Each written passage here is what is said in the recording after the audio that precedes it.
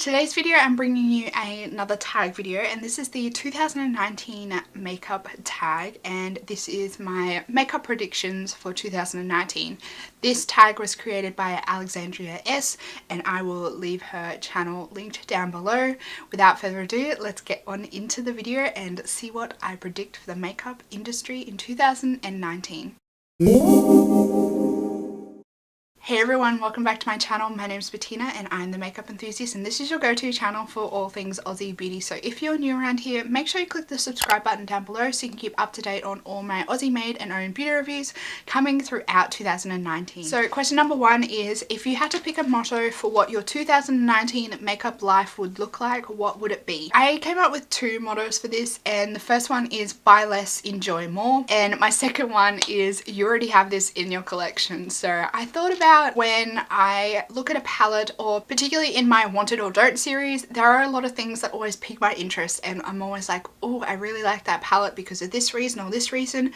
I want to just take that thought and apply it to my makeup collection and think, do I already have this in my collection? So while I'm doing those videos, or while I'm seeing things that pique my interest and I really want, I want to think, you already have this in your collection, go find it. Number two is, what is one brand that you expect will come out with something groundbreaking in 2019?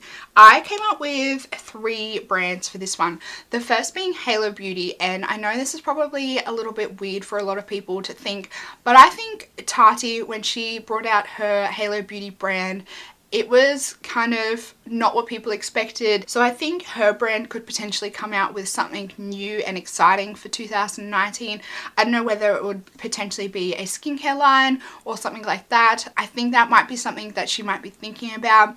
I have been watching her channel in the last couple of weeks. She has really started to focus and transition into more natural kind of skin and brands like that. So I think the way she's heading, she might be thinking about maybe releasing something like that with her brand, particularly because I know that there are a few things that she is missing from her routine now. So I think maybe her thought process might be that I can't find this, why don't we make this with my brand and bring this to the people if there is something already missing from the beauty industry, particularly the skincare industry, that she wants but she can't find. She wants in more like a natural, fragrance-free, more gentler on your skin version. The next is Jeffree Star. You guys know I don't like to support Jeffree Star, but I will give him kudos for one thing. His brand is always the brand to keep an eye out for what's coming. His brand is always quite innovative with what they're thinking about and what they're releasing. So I think we can expect exciting things from Jeffree Star, and also a lot of trends coming from him. My third brand is JD Glow. Now,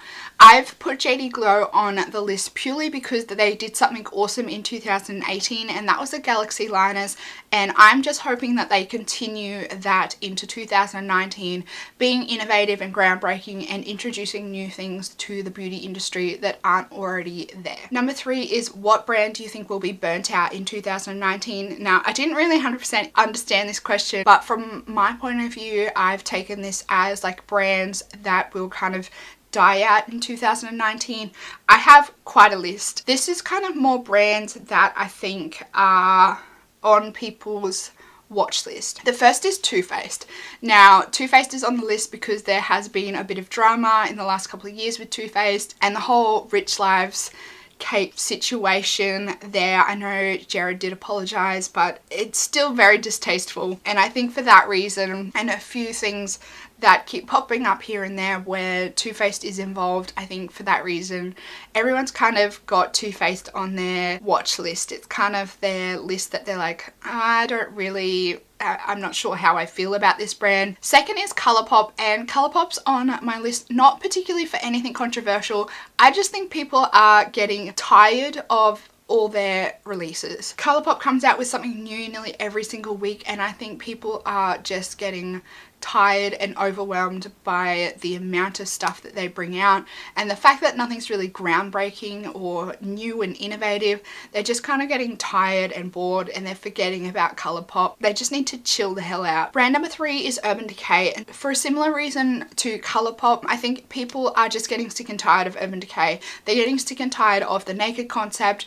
Every naked palette for the last year has just been underwhelming. People haven't been interested in it, and then they're doing the whole reloaded concept, and I just think they should have taken from Huda Beauty. That didn't work for her, so I think it's not going to work for them. Question number 4 is name 3 brands that you think ColourPop will collaborate with in 2019.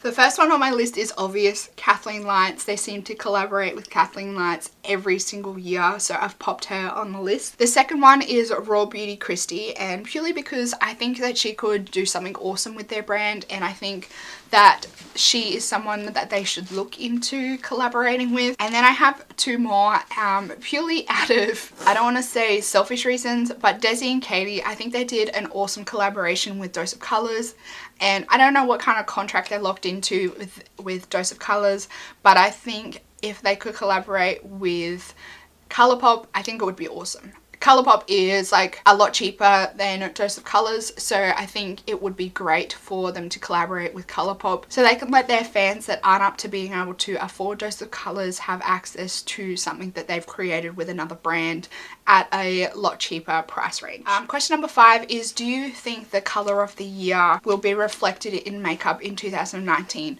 I think it will, but I think it won't. I think the color of the year always comes out in some way in the makeup industry. Sephora always seem to do a collection with the color of the year.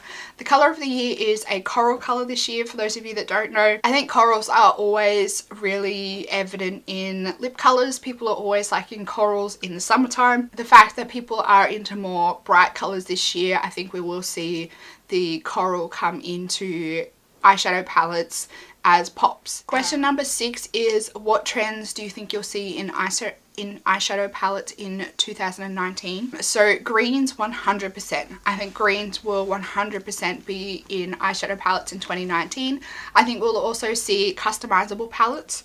I think we'll also see bundles, so smaller palettes but in bundles that people can buy, so that you can buy them individually or in a bundle. And I think we will see smaller palettes. This year is the year of the smaller, more concise, more edited palettes. So smaller palettes, anywhere between 5 to 9 colors, maybe 12's probably too much, but that small 9-pan edited palette that you can pair with everything else in your collection. A lot of monochromatic palettes coming out in 2019. Huda has already started this trend, but I think a lot of brands will be extending this trend into their brand in 2019. And lots of color. I think we'll see lots of color in 2019, but mainly on the green spectrum to start off with, but I think we'll also see a lot of other colors that can pair with greens throughout 2019. What trends or products do you see growing in 2019? I think we'll see a lot of full shade range releases. So when I say this,